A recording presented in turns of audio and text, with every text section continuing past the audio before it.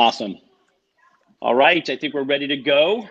Already experiencing a little bit of technical difficulties, but we're going to see how this goes.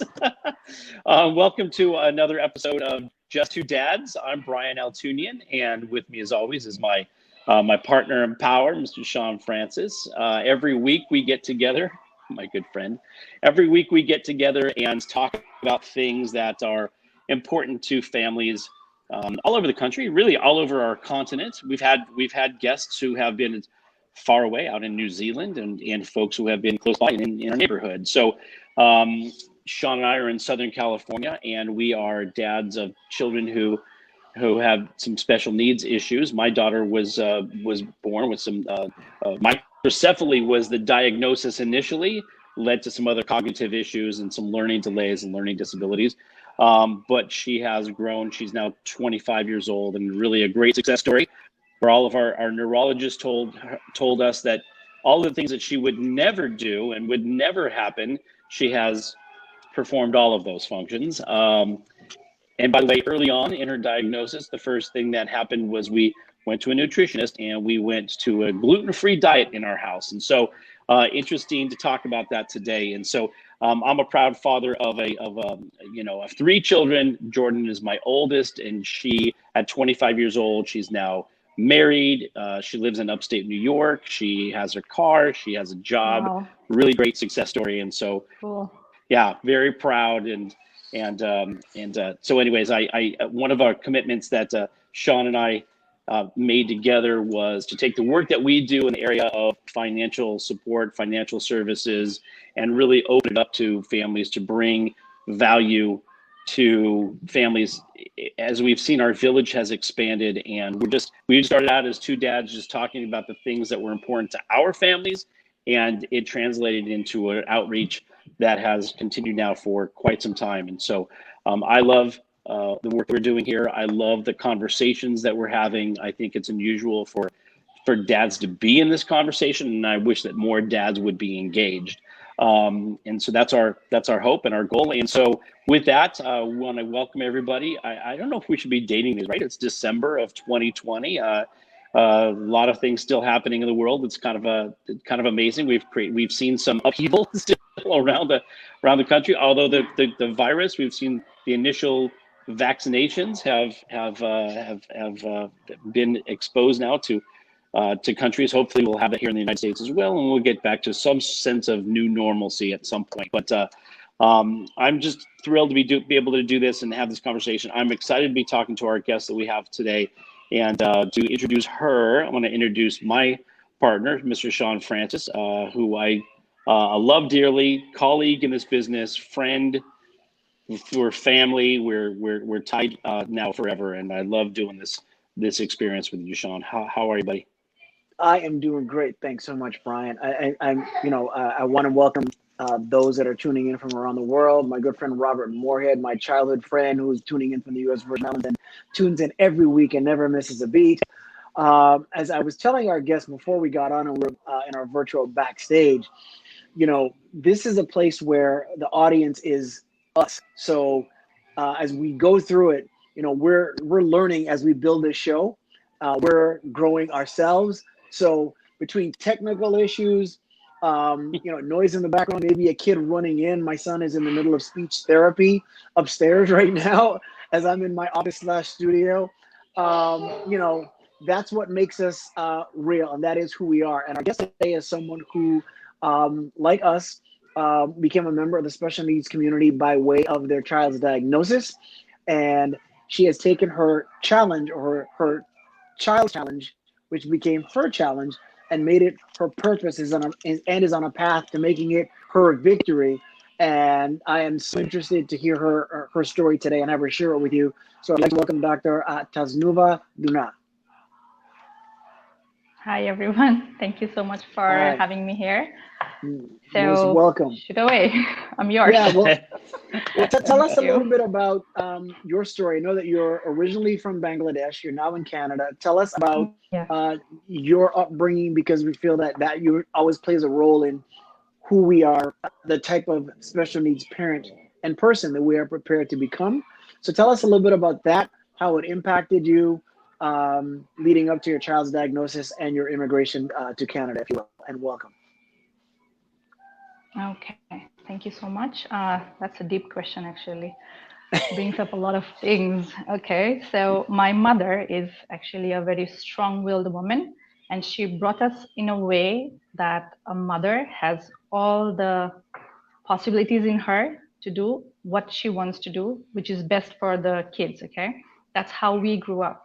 So I come from a background where women education was not a priority, let alone a good education like an English medium. Okay, so people from the English speaking countries, you guys take the English version as a normal, but for us, it's not for everyone. Okay, so my mother had to do a lot of sacrifices and, strengthening herself to make others understand that it's what best for us. So that's what is ingrained in me, that if I am having a challenge with my kids, I will do my best, even go beyond what I can right now to find resources or be resourceful myself so that I can give the best of myself to my kids. So when he was born, I was in Bangladesh, although I just recently completed my PhD and was looking for a job.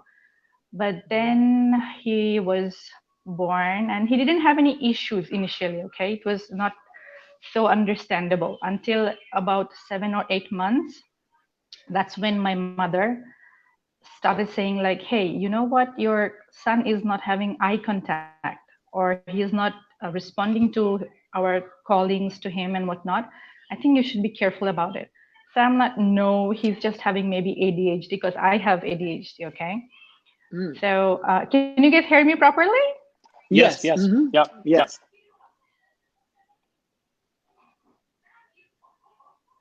Okay. We can hear you fine. Mm-hmm. All right then. So we just had it in the background, and then we kept having the life go on.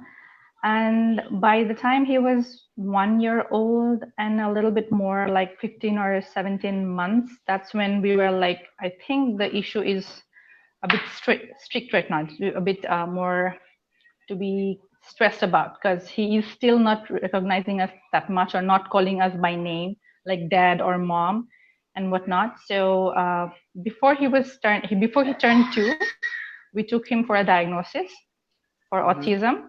So they said like he is on the starting stage, and he has speech delay. So he will need lots of speech therapies.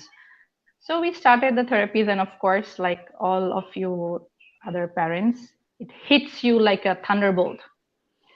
You never expect your son or your daughter to have autism. You never expect something like that. And we never had in our family as well. So it's like, why me? I myself, I'm a nerd, okay? And I love being in my own world. And I just wanted the easy way out, have a normal kid and bring him up just like I was brought up and whatnot. And him having certain amount of difficulties made my whole motherhood a lot more tougher. Okay. Yeah. So like a lot of parents, like a lot of mom, I think, because I have my own community and I speak to a lot of parents and I work with some clients as well. So what starts is like, we try to not see it like it's a fact. We think like, it will pass. It's just a phase. The kid is having a speech delay and the speech delay is, so and so spoke at age 4 or 5. So I'm like, okay, it will happen. It will work out until there's just one day when you are like, enough is enough. I cannot bear it anymore. And I don't want to give my power to the medical system that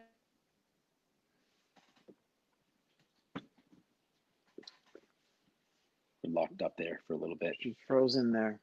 And we should state that we mentioned that Dr. Tunna immigrated to Canada. She is in Canada, and I don't recall exactly where. I'll have her explain that once we get her back. But where in Canada she is in the midst of a blizzard, literally, as we speak.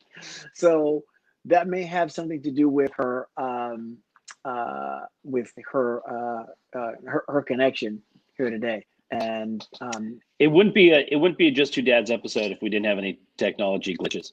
She's gone. No, and she's gone altogether. But I'm sure she'll be back in a moment. Yes, she'll be back.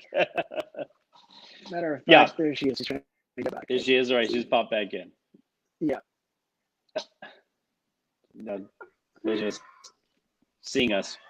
Do little musical chairs here. Yeah. You're back. Okay, now you're back. Yeah. Okay. I told them Never about mind. I told them about the blizzard and everything.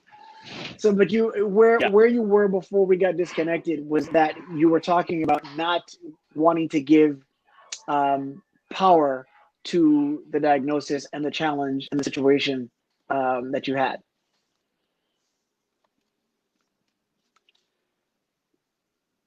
Is that right? Are you there again? I think she did. This it froze on a smiling face. It's yeah, and you froze just now too. So I was like, is he playing? I thought you did that on purpose. Did I? No. You did for a moment, yes. No. But you know what? That's also the challenge of doing a show like this that is live. And I thought recently, like, would we eventually go to an edited and recorded version altogether?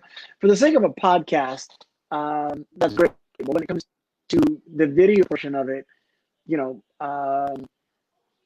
I prefer this, and here we are.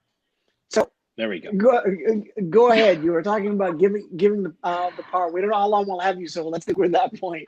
You were talking about not. I just moved myself to another. Oh, okay. Another place close to my router. So let's see. Yes. But okay, good. You mentioned not giving the power to the diagnosis and your situation. Yeah, because autism still is in the starting stage, I would say, for research purpose, because we don't have specific guidelines that you are supposed to treat it this way, you are supposed to do that. It's just you have a problem like this, you go to some sort of therapies if you can afford it, or the government pays for you, and then it's just luck. And I don't think parents love the fact that they are leaving their child's future to luck. It doesn't work that way, okay? So what I thought was like, rather than waiting so long for the government to catch up with the system and whatnot, so I started looking for options, okay? I started doing my own research because I'm a research scientist. It's in my blood, whatever I do. Even before I cook something, I like to do research. And where is the background? Where is it coming from? Okay, stuff like that. So what I did was try to find, thank you. What I did was try to find alternative ways, okay? Because through my PhD, I learned a lot more about medicines, okay? Although I'm a pharmacist and I believed in medicine a lot more than maybe regular layman's people, okay? So medicine was to me like my, how to say, like the lifeblood. I know how to make them. I know how it works inside the body and whatnot. But when I was doing my PhD, I was actually hit by some really, how to say this, like I was working with a chemical, okay? And I put the lid on the chemical, and then I was thinking I will come back later on the next day and work on it more. And when I came back, the plant died, okay? So I was like, if a small chemical that I am saying, or I was told it's green, it's effective, and it's very good, then why did it kill the plant? So of course, chemical is chemical. And then I shifted my whole PhD onto natural medicine, okay? So in the course of my journey as a research scientist and having published papers on those, I have learned that the medicines that we are having nowadays, of course, apart from having so much side effects and whatnot, they actually does cure the surface, okay? Just like a Band-Aid. It just puts on the surface, and then whenever you are applying medicine or you're going through the regular medical system, it's not triggering the cause, the root cause of what's happening. Okay, so what I started trying to understand is why this autism is on the rise or it's happening. Okay, so I found a lot of things. I found explosive bits of information already published, but for some reason, those publications are not coming to the forefront of the medical societies. Okay, I would love to give those resources to I wanted to give those resources to my audience and whatnot. So I started writing a blog. I do cite those papers that I'm getting the information from, or the books. And so what I found is that if we try, just like Brian did with his daughter, you changed the food to gluten-free and you saw a lot of differences, which the doctor said was not possible. Right. Right. So we are like, and my mom also says that, food is like medicine. You can treat anything with food if you put your love into it. So I found a Ayurvedic practitioner and who was working. I mean, he includes GAPS, which is gut and psychology syndrome. Oh, the GAP diet. Have you heard of that? I heard of the GAP diet. Yes. Have anyone heard about the GAP diet? Yes. For those that are listening that may not have heard about the GAP diet, tell them a little bit about it and the connection. Yeah. Okay, so it was actually coined by Dr. Natasha Campbell McBride from USA. She, in the course of her son having dyslexia and learning disabilities, she did her own research, and she actually has masters in nutrition as well as the psychology, the neurology. Okay, so she was in a position to do the connection between nutrition and the neurological disorders, and she found out that if we could change the diet, we can change a lot of the facts that's happening with the brain. And autism is actually a developmental disorder, which is stemming from the gut being imbalanced. Actually, that's what she says. And through the course of my experience working with my son and with clients, whenever we change the diet and lifestyle, you won't believe we have a lot of benefits, a lot of improvements within 1 or 2 months. For kids who would not sleep at night, who would be really anxious, banging their head, or having temper tantrums and behavior issues, a lot of those things, aggression, a lot of those things sort of like melted away for a lot of parents, like within 2 or 3 months. So which made me even more enthusiastic to bring this to other parents. Maybe they can try, and then if they see a lot more help, they can do it. Does that make sense? Yeah. Yes, most definitely. Love that. Wow. So tell us, if you will, then, so at this point you're studying, you have this technical issue that causes your picture to disappear. And it just happens. Yeah, and we seem to lose her at the most profound moments. They say that, every adversity has a seed of equal or greater value if we look for it. If we look for it. So I'm looking for it, and I think that there's no coincidence. Not yet. I'm still looking. But there's no coincidence that it happens at the very moment. You know what? I think I found a little sliver. When she comes back, whatever value there was that was going to take place when she spoke anyway is increased by her return. So hopefully those that you have to ask shorter questions. Yes, there you go. Thank you. That's the real value right there. Get right to the question. Yes. We're gonna get through this. I can feel it. Yes. This is good stuff. It's really good stuff. I'm gonna shorten. Good. I'm gonna shorten the question. So you're going through your studies. You see this incident with the plant, and it changes your complete focus and your direction.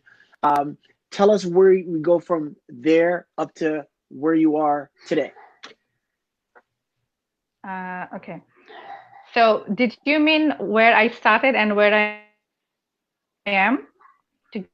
Yes, correct. From the point of changing the direction pathway? Towards nutrition. Yes.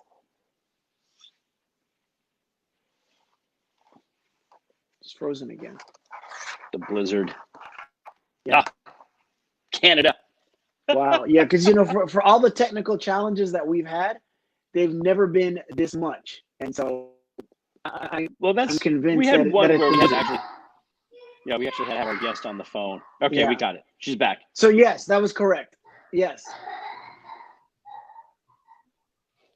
Okay, so where I started was my son had severe speech problem.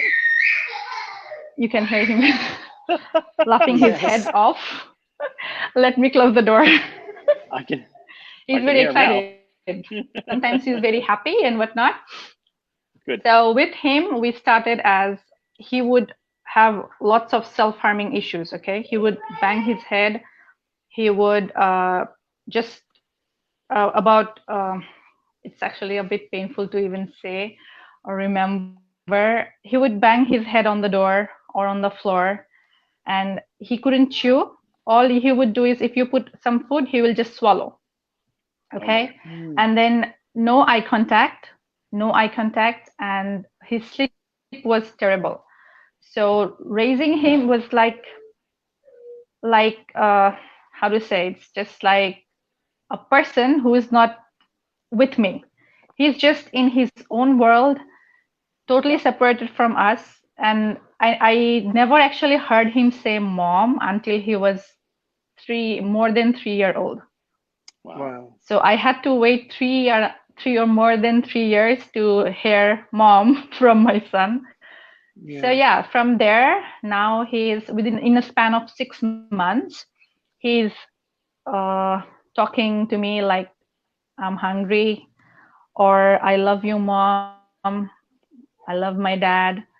I want TV. Maybe sometimes not totally sentences, but it makes a lot of sense rather than or crying. Mm-hmm. Yeah. Right. Yeah, he's communicating in words, sometimes in 2 words, sometimes in sentences, and a lot of interaction with him. And previously, he wouldn't show any empathy. Okay. If I got hurt, if I was crying, because sometimes as special needs parent, things get like out of hand, and we are like, oh, we need a moment to break down. I was having another. Yes. And with my daughter being born, I actually spiraled into a severely clinical depression. I had psychologist, and I was suicidal. I'm not very proud to say that. I was in a very funky state. Okay. And it took a royal amount of courage to keep going, that I did the work on him. Because when you start changing the diet or any sort of path towards it, it doesn't click right away. Okay. It takes some time, and it doesn't work, and life doesn't work like that way. Like the way you want things to go, it doesn't work that way. It just it has its own way of pushing stuff on your face. And then I took a lot of beating, but still I went on, kept doing the stuff. And yes, now my son is speaking and he's happy, he's showing empathy. If I am crying, or if his sibling is crying, he will go and then wipe her tear away, give his toys to her, and then he would be like, there, don't cry. What was that? What was that like? Especially because I want to ask you about the change in the diet, but what I can't get out of my head and my heart is, you waited 3 years for him to speak, but what was it like? I'm asking the question, and I'm having a hard time keeping it together. I know. What was it like? What was it like the first time that he told you that he loved you? I turn speechless when I think about it. It's, I was sitting right beside him, and then I was maybe doing some kind of work, I maybe typing or something like that. And then he was saying some rhymes. Okay. So I was like, there, boy, you did a great job. Mom loves you. And then he was like, I love you too. And I was like, what did you say? What did you say, Baba? And he was like, I love you. And, I started crying like crazy. Sure. I called my Yeah. husband, like, you have to come right away. We hit a jackpot. He just said, I love you, mom. And Right. not one time, 2 times. And I know a lot of parents have kids who are waiting for years to hear, I love you, dad, or Mm-hmm. I love you, mom. And I even have heard parents saying that through their journey from raising their son until 17 years old, they never got a hug from the son, from the Right. child, not a hug. Right. It's just because some child, it's so hard, it's so how to say, they're in such a state, it's very hard for their brain to catch up with the world, and they are so much in a bubble of themselves Mm-hmm. that raising them becomes like, how to say, in a lack of better word, like torture, like seeing yourself die every day. It Yeah. felt to me the last 3 years that every time I am trying to connect with him, like, look at me, I'm your mom, this is your dad, if you're hungry you need to tell. And I would have sleepless night thinking, if I die, there were times, Yes. I still feel very, there were times I would, without any reason, I will start crying and then cry. And he's just sitting beside me and he's not even looking at me. And I'm crying because I'm thinking, like, I'm staying here in a new country with no one around me and with just a 6-month-old and a boy, 3-year-old boy who cannot talk. What if I die right now? I have a stroke or a heart attack. I just, I'm dead. My Yeah. husband will come back at 11 at night, okay? And it's maybe in the middle of the day. How will my baby survive the 12 hours their dad will come back? Right. Okay. So Yeah. all those days made me realize, like, I really have to, do something about it. And although a lot of parents find it hard to accept the fact that they can do something, they can, if not, even if it's not totally recover, at least give the best tools to their child to make them the most healthiest so that they can Right. be independent, is a lot Mm-hmm. is a Right. lot that you can do for the kid. Right. But since I have been in some groups, in some Facebook groups, there are literally thousands, like 37,000 parents, 40,000, even 1 million. Like 99% of the parents are not even aware that they can do something about it. They can go in a holistic manner. They can do Mm-hmm. some changes, and a few who comes to know about it, they're like, oh, well, my doctor never talked about it, so why should I listen to you? Mm-hmm. You've actually had people tell you And that. and I have this, yeah, I have had Wow. people tell me that. And Yeah. then even when and then some parents will say, like, is your son totally recovered? I was like, not yet. He is not totally recovered. And then, so why are you telling us to change blah, blah, blah? Okay, if Let me your son stop. is not recovered yet. So, Mhm. Let me stop you right there for a second yeah, and sure. and give you something that you might not realize that you deserve.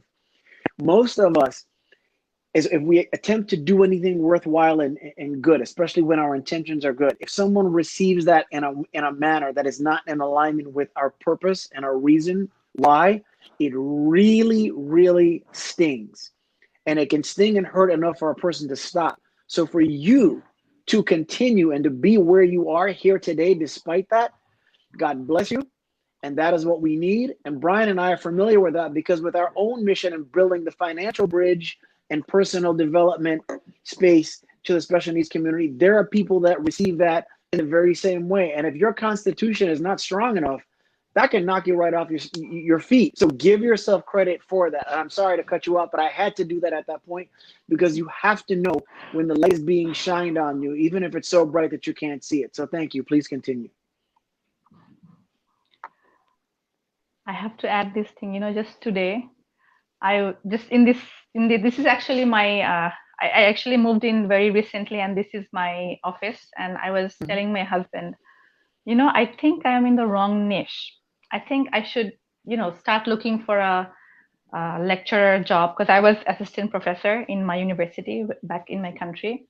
So I just should, do something else, not this, because a lot of parents, even when they start out, they first ask me, how much does it cost to work with you? And I would say like such and such. Although my business mentor, she is saying I should charge 5 times more because Yep. I am giving a lot more value when you compare to having a child who is going through all that. Okay.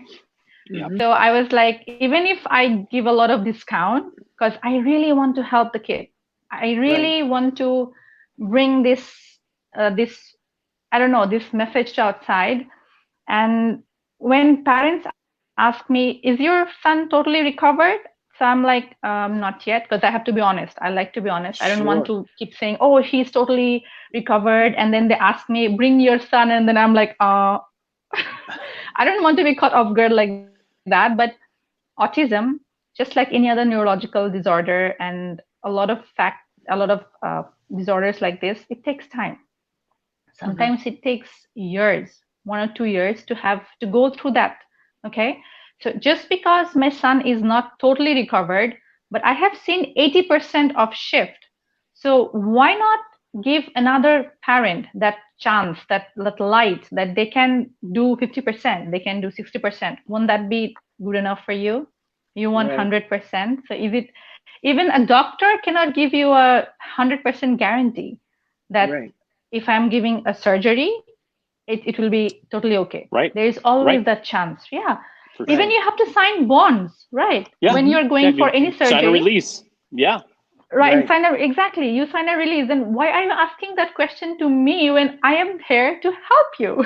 Right. Well, So, you know what? Most people, and this is just indicative of human nature to begin with. Human beings are at the top of the food chain, but we are the strangest beings on the planet.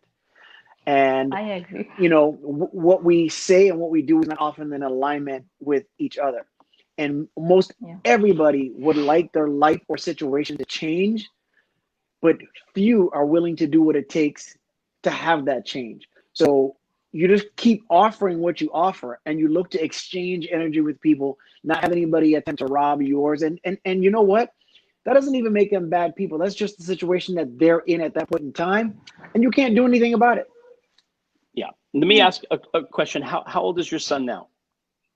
He's nearing 4 years. So he's 4 years old. Okay. And your daughter? Nearing. He's not totally. Nearing. Maybe almost 1 or 4. 2 months. Yeah. My daughter is 1 year. She's 14 months actually. And has she shown is she neurotypical? Is she? Oh, she is neurotypical, but she is hypersensitive. So hypersensitive in the sense like,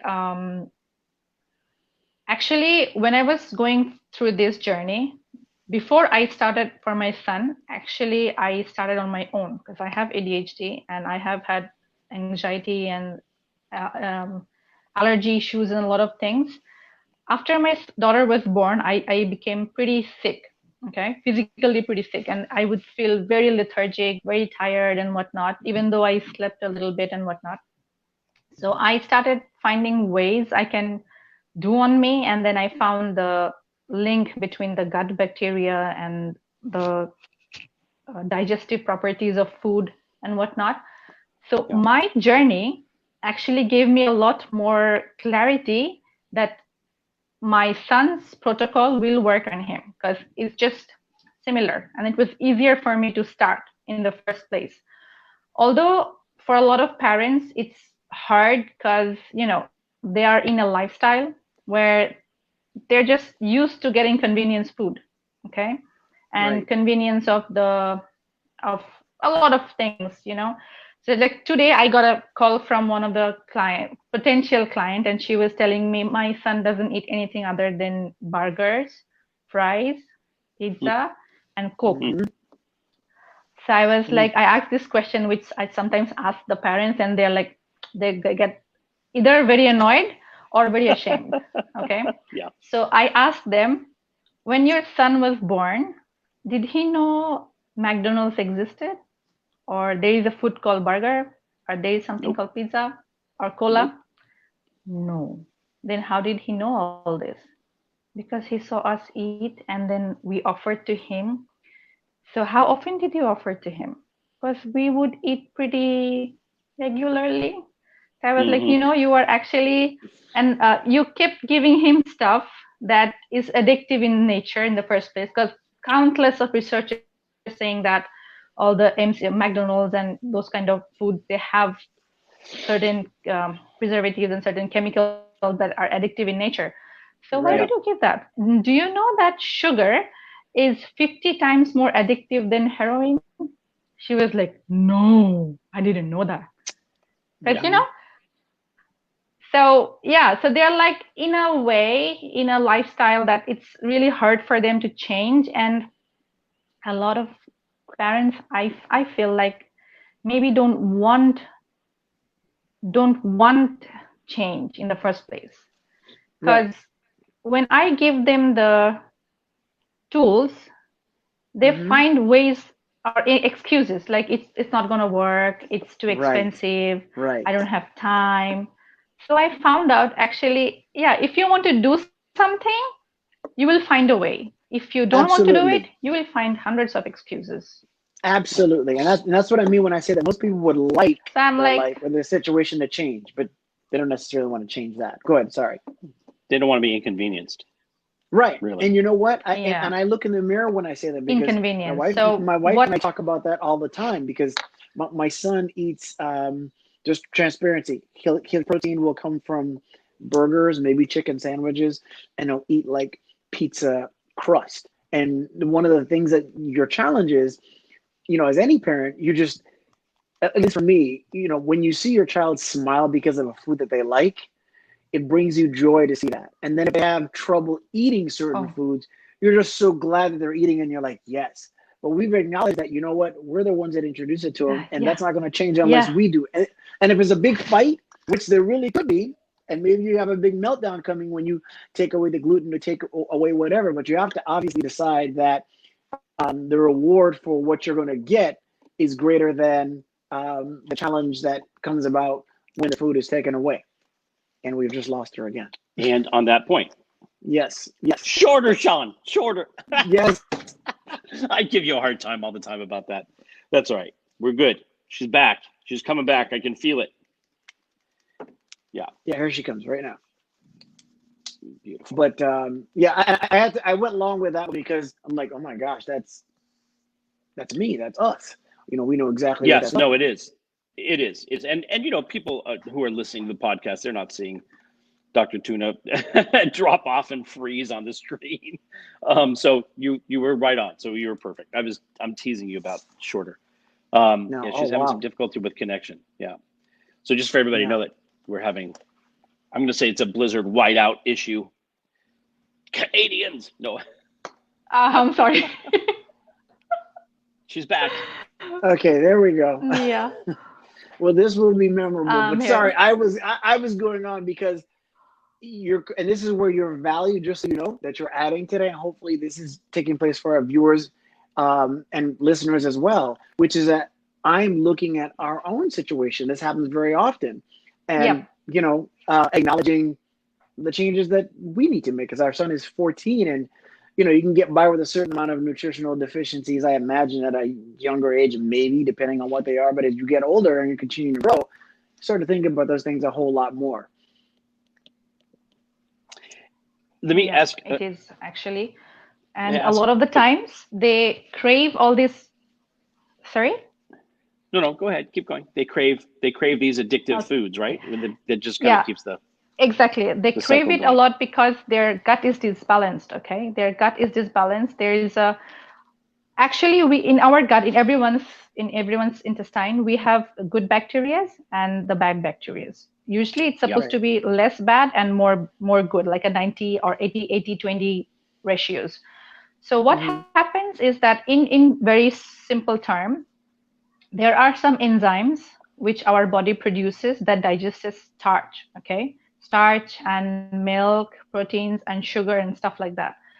So some kids, they're born with a little bit of deficiency in those enzymes, which they cannot break down properly.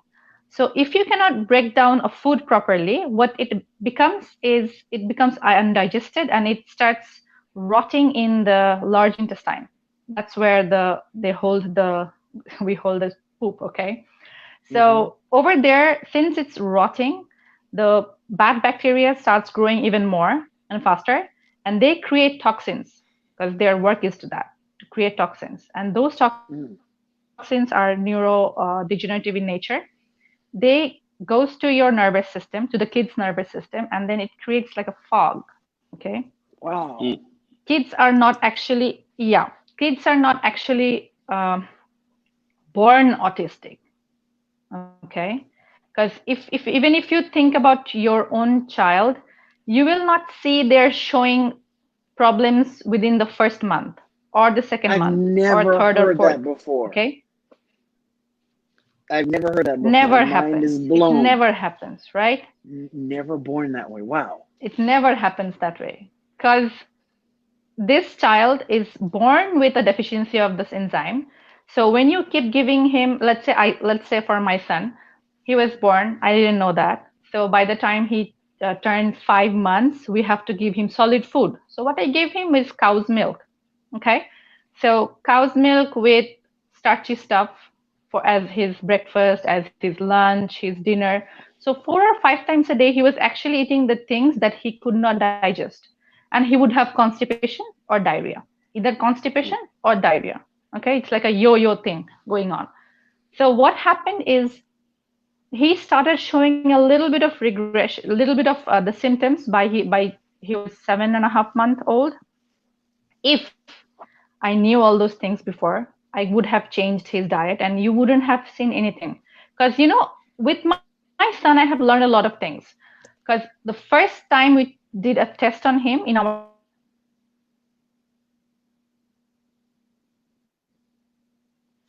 Gone. Right in the middle of gold.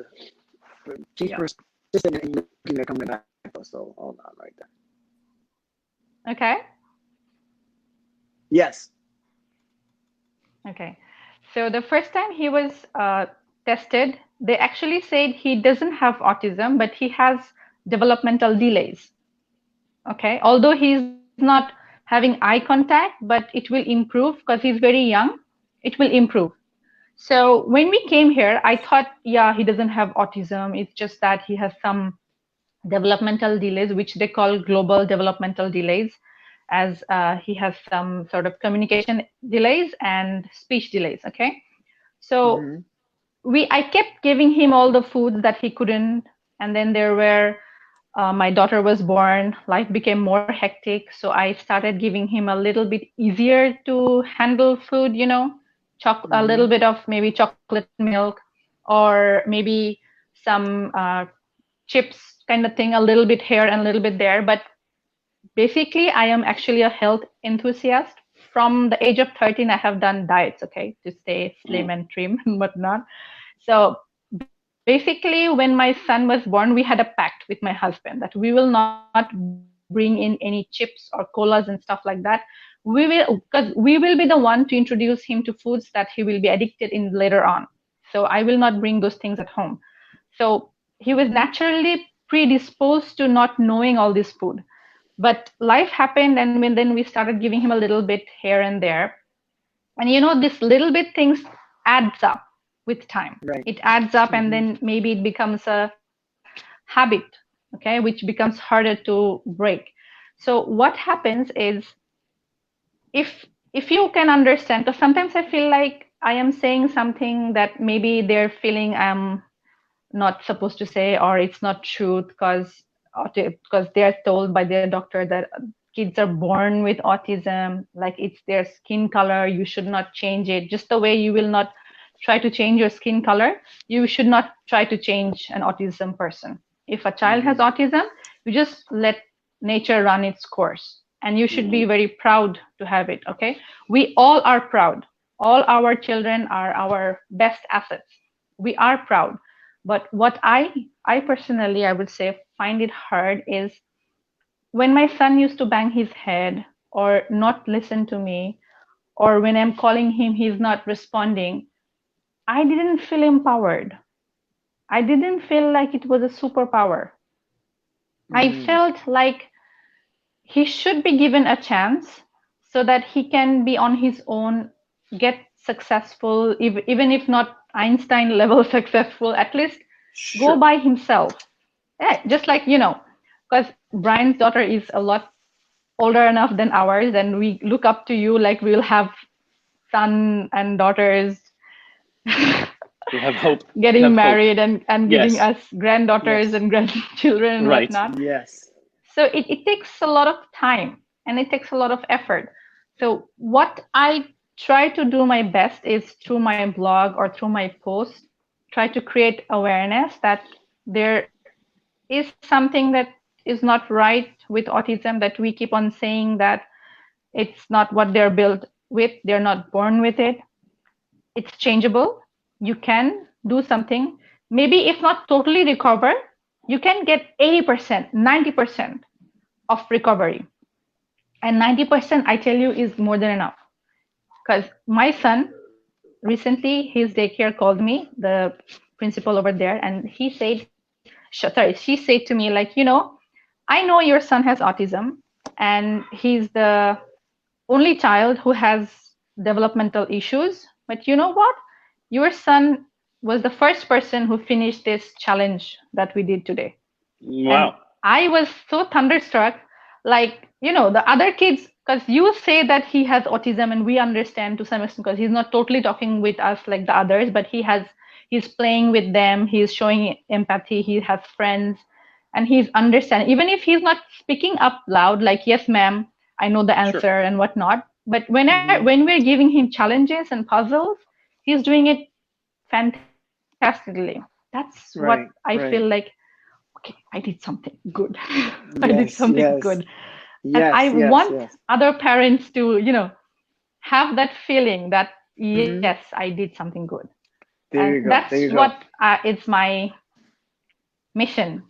And although a lot of times I feel like, I'm not listening to it, I'm not reaching the air that I wanted to, and people are not taking me seriously that like they should, I feel disheartened and I feel like I should give it up, But then I'm like, okay, let's try today.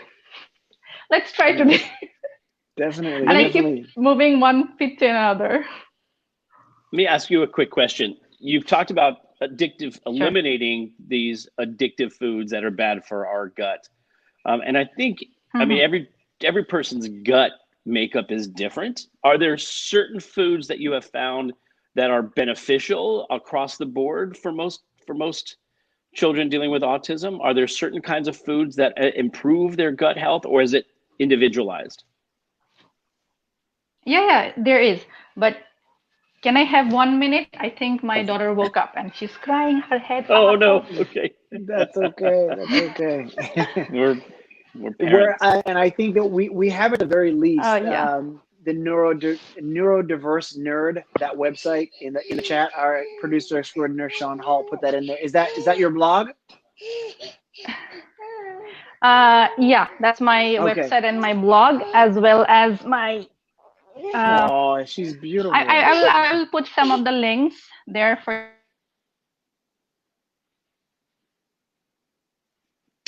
And lost her.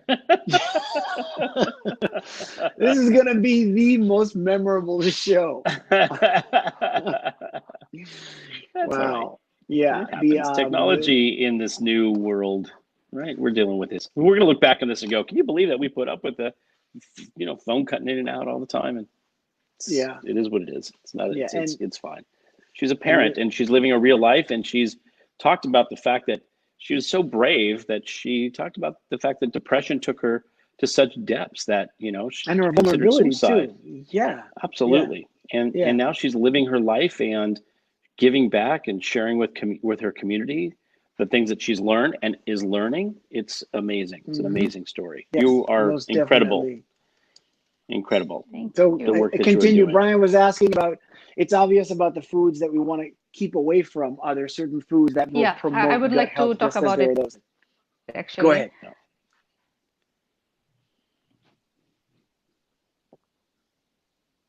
There are actually. The starting is, we hear a lot about gluten-free, dairy-free, right?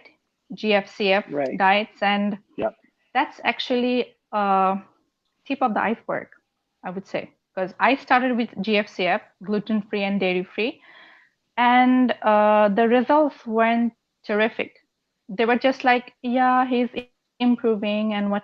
So what I did is take one step further and did the actual protocol of eliminating all sorts of uh, carbohydrates, which are kind of hard to digest because they are double chains or triple chains. Those like starch, okay, Right. starch in all forms, grains. So what I did for him is get grain free.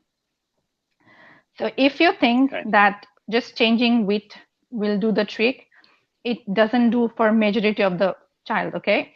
Which is why a lot of parents actually start with GFCF diets and then they don't see much change. So they're like, yeah, so and so was right. Autism is not unrecoverable. It's how they're born with. Because I tried the diet, it didn't work. So yeah, she was right or he was right, like that, okay? Which is the reason I would say, because gluten is actually not the first culprit. The first culprit is starch and the grains. The grains have containing starch and the hard to digest carbohydrates, which is the main issue here. Because, as I said, because our body doesn't have the enzymes, or the kid's body don't have those enzymes needed for the digestion, for the proper digestion of the starches. Okay. So what the main diet should be is animal milk free, as well as grain free, sugar or additive free. And you will think like, then what will they eat? If it's grain free, means they cannot have any flour No or bread. any sort of wheat, kind of no bread, no yeast. Yeah. So what will they eat? It's a good question. They will eat a lot of natural foods like vegetables and fruits, and they will have plant-based milk, and they will also actually need to go through some detoxification, okay? Because only the diet itself will not do the full trick. Some sort of detoxification is also needed to speed up the process of healing, okay? Because the child's system is compromised, and removing the toxins will make sure that new things will not come in. But what about the existing toxins that's inside the body? You need to remove those as well, right? Are you understanding me? Yes. Yeah. So one of our viewers so we need to remove those as well. Go ahead, continue. Sorry, I'll ask you after. So we need to remove those toxins as well as make sure that it's okay, as well as make sure that no new toxins are being made by the body. And then we have to create a good balance of the good bacteria through probiotics and some supplementation needed to get the proper nutritional balance coming in, okay? Because since we are removing a lot of milk-based product, so there is a deficiency of calcium and zinc. So we have to replenish those with targeted foods, okay, coming from meats as well as poultry. And another important aspect is a lot of parents think going organic should be the key. I use this term is, let's say you are taking in poison, okay? Even if it's organic, it's still poison. Sure. Still toxin. So if the main problem is grain and you are giving him organic grain, it's still going to do the same harm to your body because your body doesn't know how to digest it properly. Okay. So sometimes for a lot of kids, with time, their body starts adapting or starts producing enzymes which they can break. So yeah, there are some without intervention, there are some kids who will recover back. Okay. Right. Mm-hmm. But for the majority of the kids, we need to have some sort of intervention if we want to help them to get to their best selves possible. Wow. Okay. Great. Two questions then that are coming in from our viewers Sure. online. One, which is Sure. we're advised to change our diet as we get older. Our bodies digest things differently, things of that sort. So the first question is, should the same thing take place with children, say between the age of 3 and 10? Is it advisable to change diet at that point for optimum nutrition?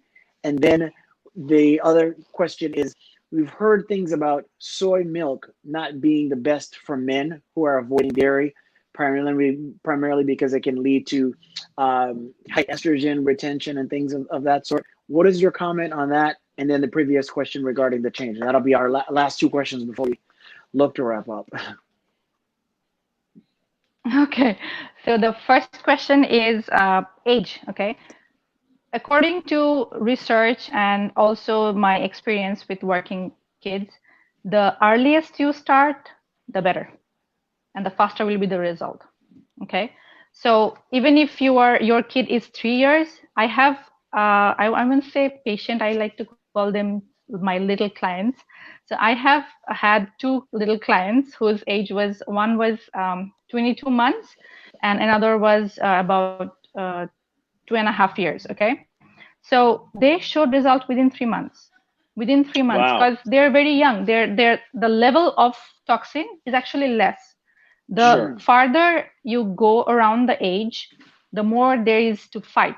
The more they are addicted to something, the more restrictive their diet, the more they have ego, the more they will be like resisting the foods. No, I will not eat all those things. It will be harder for you to incorporate all those changes. Okay.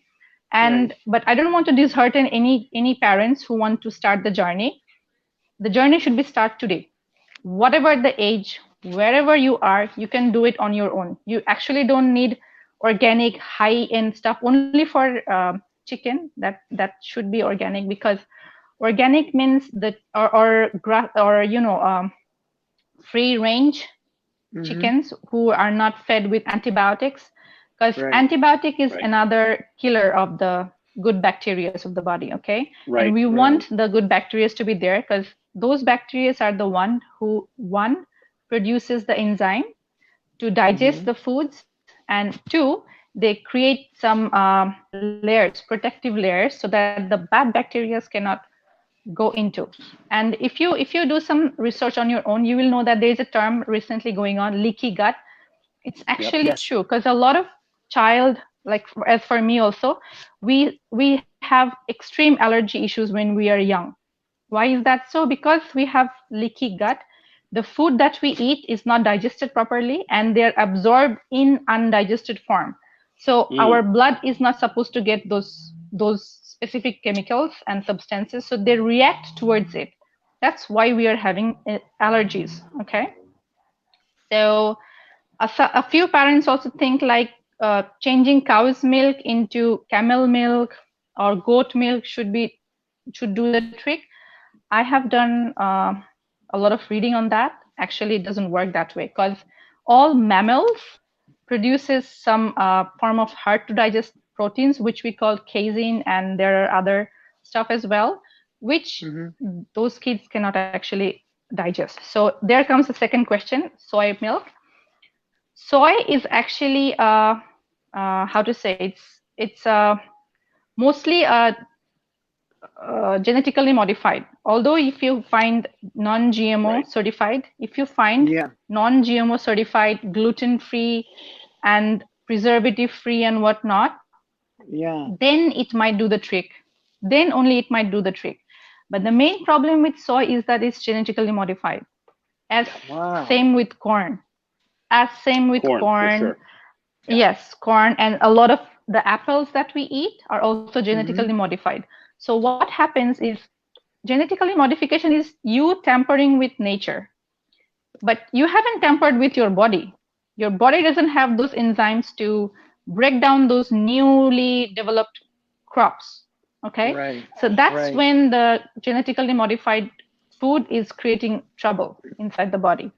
So for boys, there are lots of issues. There are lots of alternatives, even if you don't want to do soy milk. Soy milk, I would suggest, because I don't suggest my clients, or I don't try soy milk on my own, because soy has estrogen levels pretty high. Right. And we already have a lot of estrogen in our body. How? From all the packaged food that we have, from the water bottle, all those plastics that we use in our day-to-day life, be it tin cans also have BPA. We say like BPA free. Even if any plastic is BPA free, it's better not to use plastic. It's better to use natural materials like glass or steel, bamboo, those kind of things. So I would suggest to not do soy milk, even if it's non-GMO. I have to suggest oat milk or cashew milk or almond milk. Almond milk. All those are actually pretty creamy and tasty on their own. Right. Yeah. Right. Yeah. Wow. I personally prefer oat milk. Because oat milk, the consistency of oat milk is actually pretty close to cow's milk. It's really creamy and it's naturally sweet. So you don't have to put sugar in it. The kid usually likes it automatically. You can use a little bit of honey. But why do you have to stay away from sugar? Because, you have to stay away from sugar because sugar is what will feed the bad bacteria. It's their food. Wow. You have to do stuff that will not give them the food to grow. We have to kill those bad ones and we have to let the good ones develop themselves. Wow. So, it's actually pretty intensive, and doing on your own, there's a lot of sort of confusing also, because a lot of parents think, should I give soy? Should I give oats? Should I do this? Should I do that? But there are so many misconceptions and so many information bombarded from all over the world. Okay. Right. Today you will find such scientists saying egg is good. Tomorrow you will hear it's full of cholesterol. Sure. You shouldn't have it. So you're like, what do I do? Do I give egg or do I not give egg? What should I do? What do I do? I have one response to that at the moment, Brian. This will shock you because it's just a one-word response, which is thank you. Thank you, especially with where we are right now with the time of the show. No, really, because and we'll follow up. We'll not only have you back, but we're looking at a new concept where we do bonus material with our guests, because we didn't just have an hour and our time is up. We literally ran out of time because we covered this much, but there's that much more. Can't see my hands. There's that much more to really to cover. So tip of the iceberg. Yes, we will make sure that we do that. Brian, if you want to begin our closeout, just thank you so much. First of all, just thank you so much. I'm sitting here and I'm taking all this in. I know that I personally have done a lot of work in changing up my diet. I know we focused on that nutrition for Jordan when she was young and saw some impact on her, reducing her allergies. And so the information that you shared is so valuable, but more importantly, the fact that you shared of yourself and the personal struggles that you have dealt with as a parent and a parent of a special needs child, which I think we all suffer from at some point, some more than others, the level of depression and the level that it took you, and your courage to share that with us today and to share that with the folks who are listening in and who are watching us. It's an amazing testament to your character. And I thank you so much for giving of yourself and being so generous with us to share that personal information. It's a journey as parents of even neurotypical children. Parenting is a journey, and it comes with its own sets of challenges, and our relationships struggle and suffer, and so the fact that you've done all this and are willing to give of yourself and share with a community using your blog and your website, which we have in the chat room. We want people to be able to go and get access to your information. I personally thank you very much for sharing what you've shared. I've sat here just taking it all in. I'm just completely in awe of what you're talking about. And I know as Shawn said, we've just scratched the surface. So thank you very much for taking your time with us today and being a part of our expanded village of our Just Two Dads world. And we're going to do some more work with you. Yeah, Yes. you're just fantastic. And you know, I Sure, always say, you I know, will be really honored. good. Well, thank you. We're honored. We always say, you know, in this, particularly in this time that we are in, we need to show empathy and love to those around us in any and every form, because at the end of the day, people are struggling in their own space and in their own personal struggles, and it's good for us to be empathetic and share love. So again, I want to thank you, and Shawn, thank you as always for being my partner. If you want to wrap us up, and thank Sean Hall. I always forget to thank our producer Sean Hall for keeping us together and keeping us moving. Yes, most Sean definitely. Francis. I took notes. I was sitting there writing, taking them, and like I said, we're gonna follow up. I want to thank Sean Hall for the great work he always does. I want to thank Robert Moorhead again, because I feel like he's actually a part of the show as opposed to just, you know, a viewer and someone that does that. And just so you should know, Dr. Tunna, he actually said in the chat, yes, bring her back soon. So we're going to make sure that we do that. And in Wow. closing, I just want to remind everyone, I you know, would love to again, yes, we will have that. And again, I would not be anything without the amazing women in my life, which is my mom and my wife, Laura. And again, anybody watching this, remember that there's somebody someplace that needs to know that you care. They need to know that they matter. We have more in common than we do otherwise. It's now more than ever. So let's make sure that we do that, and go love somebody today. And everybody, thank you so much. Remember, you can find us on Apple Podcasts, Spotify, Google Podcasts, and many other platforms which continue to grow. So thank you so much. Love to everyone. Thank you. Thank you all. Thank you, Dr. Thanks. Tunna. This was fantastic. Amazing.